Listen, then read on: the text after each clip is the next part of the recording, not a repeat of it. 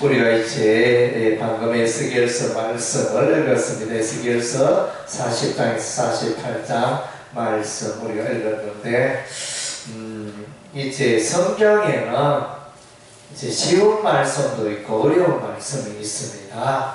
그래서 이제 쉬운 말씀은 금방 예수님도 쉽게 이해되는 그런 말씀이 있는가 하면, 또 어떤 말씀은 이제 평생 연구에도 이렇게 풀리지 않고 또 난해한 그런 부분도 있습니다. 특별히 이제 요한계시록 같은 성경 말씀은 이제 사람마다 요한계시록을 해석하면 다 그것이 다릅니다. 사람마다 다 다른데, 그래서 이제 그만큼 이제 해석이 어렵고 또 난해하다는 것입니다. 그래서 이제 통상은 교회들은 요한계시록은 계시록 1장에서 3장까지만 다 하고 그 다음에 다시 돌아갑니다. 그래서 이제 계시록 같은 경우는 어려워서 함부로 성경 말씀에 억지로 성경을 풀면 안 된다, 이런 말씀이 있기 때문에 성령께서 또 밝히 보여주실 때까지 남겨둔 그런 이제 때가 있었습니다. 그래서 이제 특별히 오늘날 요한계시록 말씀 우리가 기존 교회에서 정통교회에서 소리 하다 보니까 이단 교회들이 요한계시록의 말씀을 가지고 자기 입맛대로 해석을 해가지고 사람들에게 가르치고 접하는 이런 이제 가슴 아픈 일이 일어나고 있습니다. 그래서 이제 우리가 하나님의 말씀을 올바로 해석하고 이렇게 그 가운데 이렇게 나아가는 것이 참으로 중요한 것입니다. 그래서 이제 우리의 신앙생활이 하나님의 말씀이 없으면 뜬구름 잡는 신앙생활이 될 수가 있습니다. 하나님의 말씀이 기초가 되어져야 하는 것입니다. 우리가 이제 기도를 하는데 절에 가도 기도를 합니다. 그들도 다 기도를 한다 이거죠. 그래서 이제 그들과 다른 것은 우리는 하나님의 말씀 가운데서 기도하고 하나님의 말씀이 우리의 신앙의 이 기둥이 되어진 것입니다.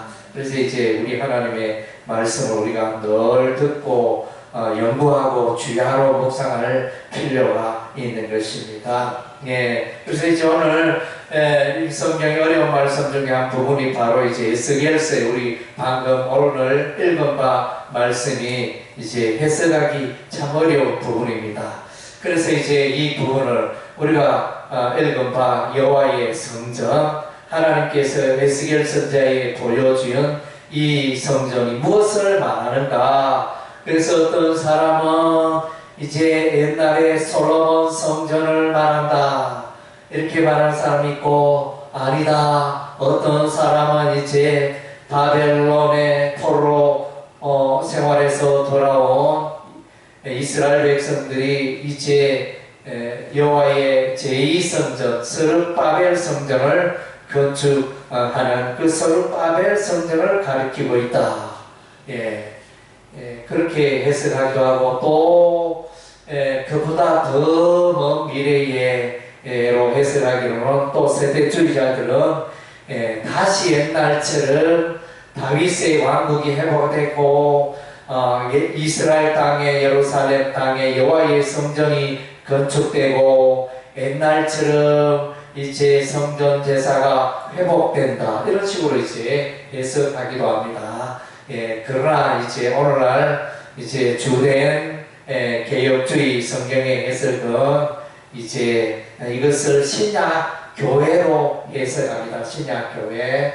그래서 우리가 이제 구약의 성전의 모습을 이렇게 묘사하고 있지만은 궁극적으로는 이제 여기 성전에 샘물이 나와서 생명수 샘물이 나와서 이 샘물이 흘러가는 것마다 생명의 역사가 일어나는 것입니다. 그래서 이제 이것은 복음의 역사요, 예수 그리스도의 성령의 역사요, 그런 이제 신약 교회의 모습을 가리키고 있다. 통상 이제 그렇게 해석을 합니다. 저도 이제 그런 해석에 동의를 하면서 저는 이제 좀 더 세부적으로 설명을 하면 이게 이 여호와의 성전의 모습이 구체적으로 나와 있기 때문에 그래서 구약의 성전의 모습 거기에다가 플러스 이제 신약의 복음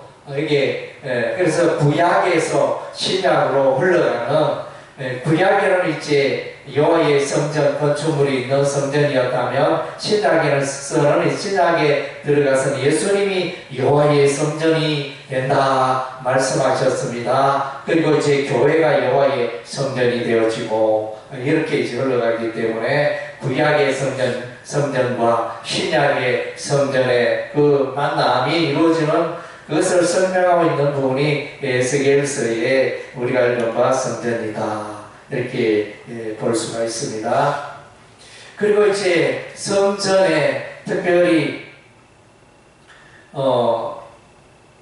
솔로몬이 여호와의 성전을 건축할 때는 주로 이제 여호와의 성전을 어떻게 건축하였나 그 과정을 설명하였다면 여기에 나오는 에스겔서의 이 여호와의 성전은 이제 성전의 크기, 성전 구조가 어떻게 되어 있고 성전이 어떤 크기로 되어 있고 규모와 크기와 그것도 이제 어떤 구조로 되어 있는지 그것을 상세하게 설명하고 있습니다. 그래서 이제 에스겔서 여호와의 성전에 이런 이제 특징들을 우리가 볼 수 있는데 특별히 여호와의 성전 안에는 성전 안에 특별히 자주 언급되는 이제 그 그림 하나가 있는데 그것이 뭐냐면 문양 그림. 그래서 성전문에 성전문 위쪽에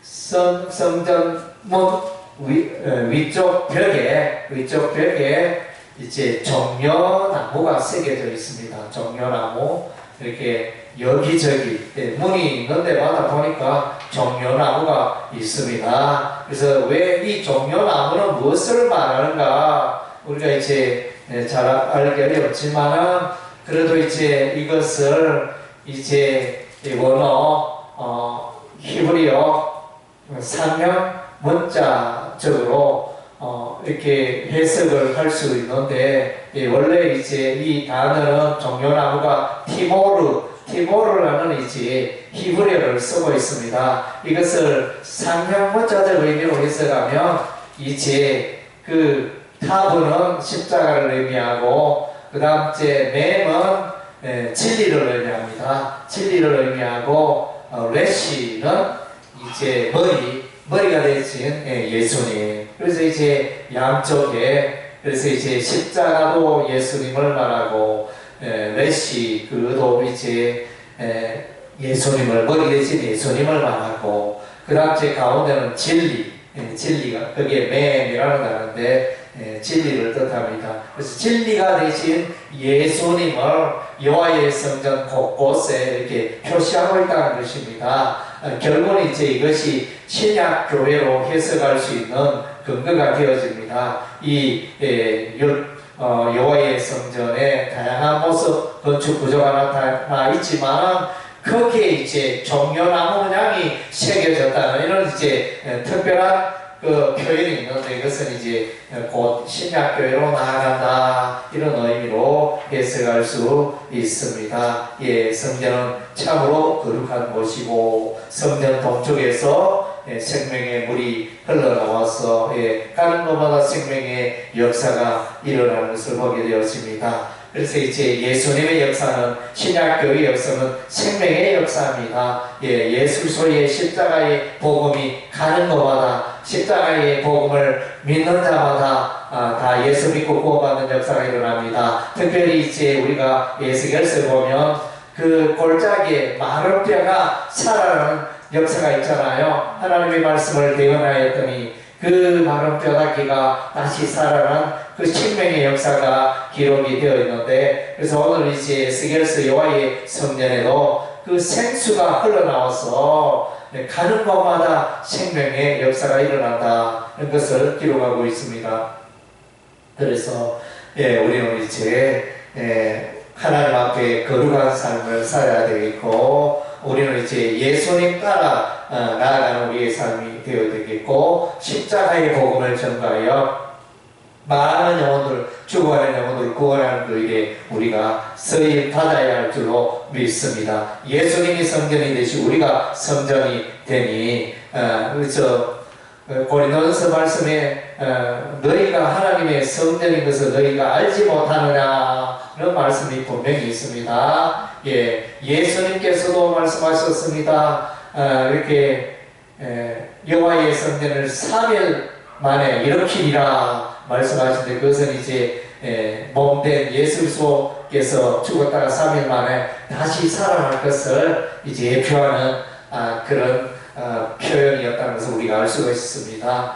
예수님이 성전이 되고 우리는 이제 성전을 건축하는 그런 이제 성도가 되어지고, 또 우리가 성도가 되니까 하나님의 성령이 우리 안에 거하시잖아요. 그래서 우리가 이제 교회가 거룩한 하나님의 성전이 되는 것입니다. 예, 그래서 이제 이런 복음의 진리가 에스겔서에 담겨 있는 것입니다. 그래서 우리가 이제 생명의 역사를 우리도 경험하고, 또 우리가 이제 하나님의 거룩함을 회복하고 생명의 역사를 경험하는 우리의 삶이 되어야 할 줄로 믿습니다. 예, 기도하겠습니다.